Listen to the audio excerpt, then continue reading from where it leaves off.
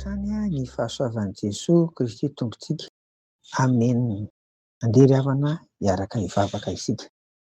Ry Tompo Ray neny an-danitra misaotra anao hatrany izay marina tahaka an'izao satria omenao ny teninao. Avy eo ianao fanahy masina hampianatra anay ny teninao ary miteneninao Jehovah fa mihaino izay mpanomponao amin'ny anaran'i Jesosy. Amen. Resaka ny amin'ny momba ny Timoty sy Paoly sika ry havana anio. Ny Timoty faharoa toko faharoa dia nosoratan'i Paoly raha ny giadra na raha ny marimarina koa dia résidence surveillée tany Rome izy. Résidence surveillée nilazana azy satria afaka nandray olona izy. Ary tamin'izany no nanafarany any Timoty mba ho tonga hamangy azy any fatratra fa tena te hahita azy izy. Tamin'izany indrindra no nilazany ny amin'ny fahafantarany any Timoty ry havana. Hitany tamin'ny toetrany nandritra an'ireo dia lavitrezaka ho fitoriana ny filazany tsara ny arahany izany.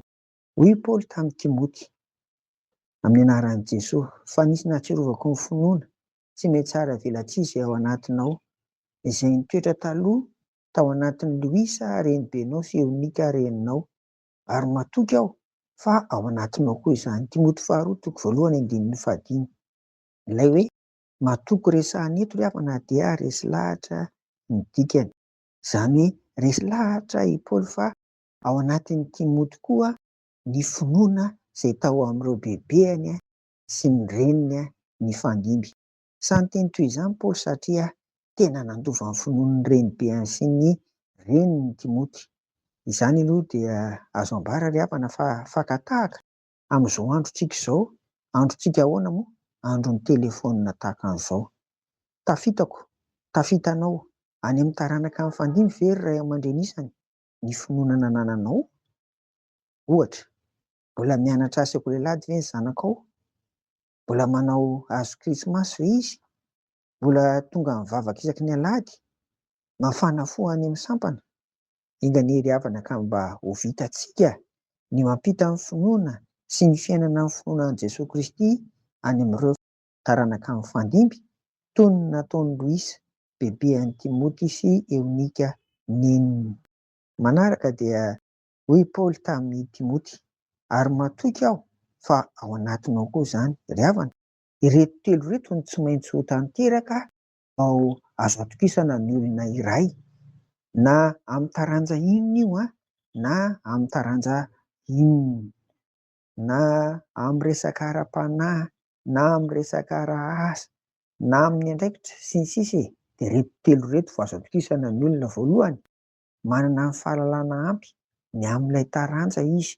Ohatra, vao avy nandeha jery mondialy tsika izao, mahay baolina izy ohatra izany. Na koa hoe mahay manao mofo gasy izy sy ny sisa izany. Raha ny ara-panahy dia mahalala ny teolojia izy. Marobe ny fonosana izany teolojia izany, ny teolojia biblika, ny teolojia sistematika sy ny sisa rehetra.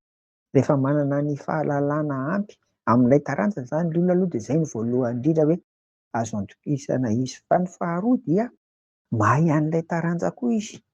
Arak'ilay fiteny hoe tsy mikavivy fa tena hainy tsara. Fahatelo, hita eo amin'ny fiainana fa mahay mitondra tena tsara amin'ilay taranja fantany sy hainy ary manavanana azy izy. Izany hoe toetra indray izany fanao isan'andro no jerena eto. Raha ny lafiny ara-panahy ry havana dia tsy ny fahaizana teolojia ihany no ilaina ka amin'ny alalan'ny vava ihany no hitoriana ny tenin'Andriamanitra fa amin'ny fiainana sy atao isan'andro isan'andro mihitsy. Ireny koa zany no tena mandaitra ary ireny no tena hitan'ny olona ry havana.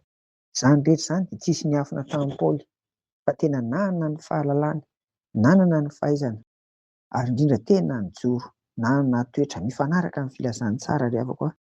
I Timoty dia mahatoky izy resy lahatra ny amin'izany. Ry havana, mahatoky anao ve ny olona? Indrindra ireo akaiky anao?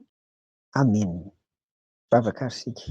Tompo, misaotranao fa mbola velona izahay dia afaka manamboatra ny fiainanay ary indrindra ampiho izahay mba afaka hampita ny filazan'ny tsara hanambara ny filazantsara ary hijoro ho vavolombelon'ny filazantsara any amin'ireo taranaka mifandimby. Ampio izay tompo amin'ny anaran'i Jesoa. Amen. Ho aminareo fiadanan'i Jesoa ry havako. Amen.